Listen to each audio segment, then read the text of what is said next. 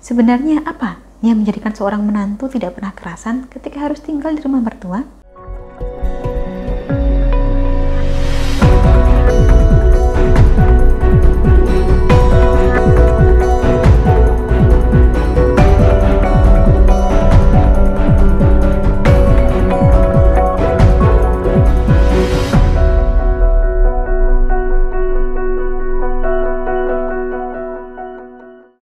Salam Rahayu, dengan saya Dewi Sundari seperti biasa.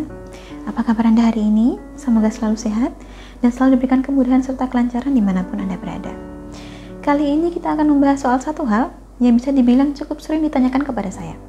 Setiap hari pasti ada yang tanya, dan banyak dari kita menjumpainya juga dalam kehidupan sehari-hari. Selalu saja ada yang berkeluh kesah kepada saya soal beratnya hidup di rumah mertua. Biasanya sang istri yang mengeluhkan hal ini. Meskipun ada kalanya juga keluhan semacam ini datang dari pihak suami, jika posisinya adalah sang suami yang merupakan menantu di rumah tersebut. Situasinya bisa dibilang hampir-hampir mirip. Seorang istri ikut suaminya tinggal di rumah mertua dan tidak kerasan sama sekali. Tetapi sang suami ketika diajak untuk mandiri, entah itu beli rumah sendiri atau ngontrak dulu, tidak pernah mau. Ada saja alasannya, sehingga menimbulkan pertengkaran. Kurang lebihnya seperti itu. Hal seperti ini dialami oleh banyak sekali orang. Solusi paling gampangnya ya tentu saja harus mandiri dulu. Namanya sudah berumah tangga, memang tidak semestinya lagi ikut orang tua. Lebih baik tinggal berdua dan mandiri. Sebenarnya apa yang menjadikan seorang menantu tidak pernah kerasan ketika harus tinggal di rumah mertua? Alasannya ada beberapa, termasuk diantaranya. Yang pertama adalah karena pengeluaran menjadi rumit. Namanya tinggal ikut mertua, ya setiap bulan Anda harus turut berkontribusi untuk pengeluaran rumah tangga. Masalahnya seringkali berapa jumlah yang mau Anda berikan malah menjadikan perdebatan. Ada mertua yang diberi berapapun diterima saja, tetapi tidak jarang juga mertua yang jika diberikan tidak seberapa malah bergunjing pada tetangga. Dan lambat laun akhirnya mertua turut campur dalam urusan keuangan Anda berdua. Itulah yang pertama. Alasan kedua, orang cenderung tidak kerasan di rumah mertua karena merasa tidak memiliki privasi. Mau berduaan dengan suami sendiri saja jadi segan karena ada mertua yang menyaksikan. Alasan ketiga, Anda akan kurang memiliki waktu untuk bersantai. Namanya tinggal bersama mertua, ya pastinya kita dituntut untuk menjadi menantu yang rajin, terutama bagi kita para perempuan. Tidak bisa Anda mengharapkan waktu untuk bersantai, karena pagi-pagi buta Anda sudah harus bangun untuk membantu membersihkan rumah, masak, mencuci, dan macam-macam pekerjaan lain. Mau duduk sebentar saja kadang merasa tidak enak karena dilihat mertua.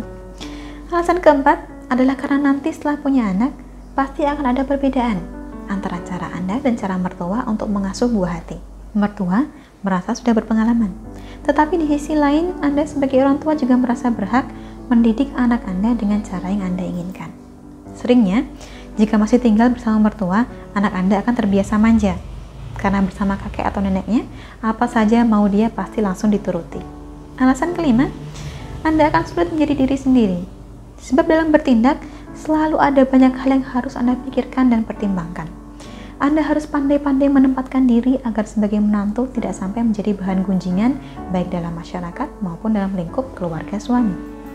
Anda juga harus terus berupaya keras agar tidak sampai dicap sebagai menantu yang buruk, pemalas, dan tidak pandai mengurus rumah tangga. Kemudian alasan keenam adalah ada kalanya Anda akan sering dibanding-bandingkan. Entah itu dibandingkan dengan menantu orang lain atau menantunya yang lain, atau dibandingkan dengan anaknya sendiri juga bisa. Dan hal semacam ini akan sangat menekan rasa percaya diri Anda. Lanjut ke alasan ketujuh, yang bisa dibilang merupakan alasan paling lazim. Alasan yang paling banyak menjadikan menantu tidak kerasan di rumah mertua adalah karena keluarga besar akan turut mencampuri urusan rumah tangga Anda. Namanya rumah tangga, tersandung kerikil itu wajar. Tetapi jika tinggal bersama mertua, ada masalah sedikit, pasti akan langsung ikut-ikutan memberikan suara. Pada dasarnya, mertua tidak bisa membiarkan ketika rumah tangga Anda dihadapkan pada persoalan.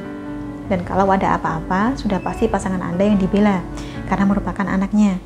Jarang sekali ada mertua yang cenderung membela menantu dibandingkan anaknya sendiri. Alasan kedelapan, jika ikut mertua, maka Anda akan terikat pada peraturan. Mau tidak mau Anda harus mengikuti aturan adat yang memang sudah berjalan di rumah tersebut. Sedangkan yang terakhir atau yang kesembilan, ketika tinggal bersama mertua, otomatis Anda harus rela jika nantinya tidak leluasa melakukan kebiasaan Anda sebelumnya. Bahkan di banyak kasus, bukan hanya tidak leluasa, tapi benar-benar tidak bisa melakukan kebiasaan Anda tersebut. Contoh, Anda punya kebiasaan ngemil sambil tiduran. Kalau di rumah mertua, tidak sampai hati Anda berbuat seperti itu. Atau, Anda ada kebiasaan tidur larut malam. Meskipun sepele, tapi kalau masih ikut mertua, hal semacam ini pun pasti tidak sampai Anda lakukan. Nah, dari ke-9 alasan ini, kira-kira mana yang pernah Anda alami? Boleh ceritakan pengalaman Anda di kolom komentar. Apakah sampai sekarang masih tinggal bersama mertua atau sudah mandiri dengan pasangannya? Kurang lebih demikian yang dapat saya sampaikan. Terima kasih banyak telah menyaksikan. Sampai jumpa di kesempatan selanjutnya dan salam rahayu.